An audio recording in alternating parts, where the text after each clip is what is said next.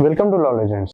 इस वीडियो में हम section 50 of income tax act 1961 special provision for computing of capital gain in case of depreciable assets पर discussion करेंगे। Section 50 special provision for computation of capital gain in case of depreciable assets.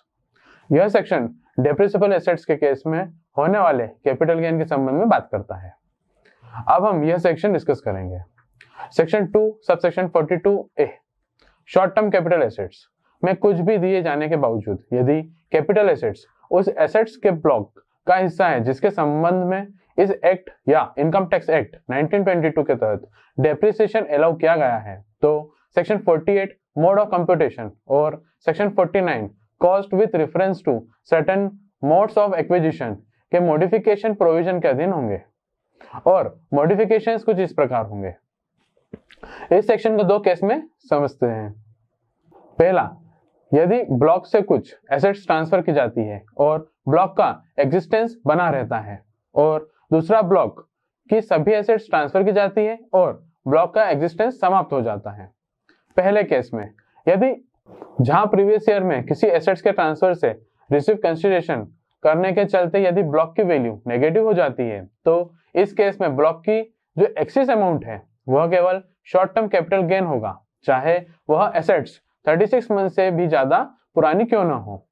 इसे अपन एक example से समझते हैं।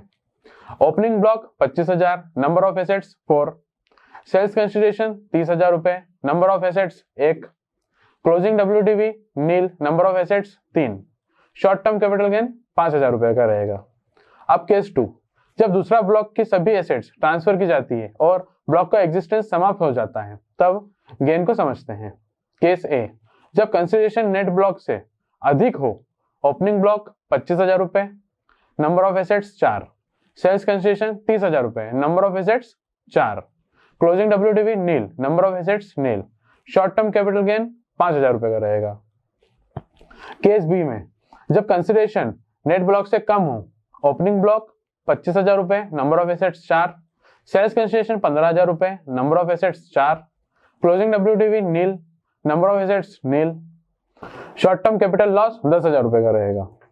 अब यदि किसी केस में बिजनेस या प्रोफेशन की गुडविल को 1 अप्रैल 2020 से शुरू होने वाले असेसमेंट ईयर के लिए ब्लॉक ऑफ एसेट्स का पार्ट माना जाता है और एक्ट के तहत असेसी उस पर डेप्रिसिएशन भी ले लेता है तो उस ब्लॉक की WDV यदि है तो शॉर्ट टर्म कैपिटल गेन को रूल 8AC के तहत प्रिस्क्राइब मैनर में डिटरमाइन किया जाएगा।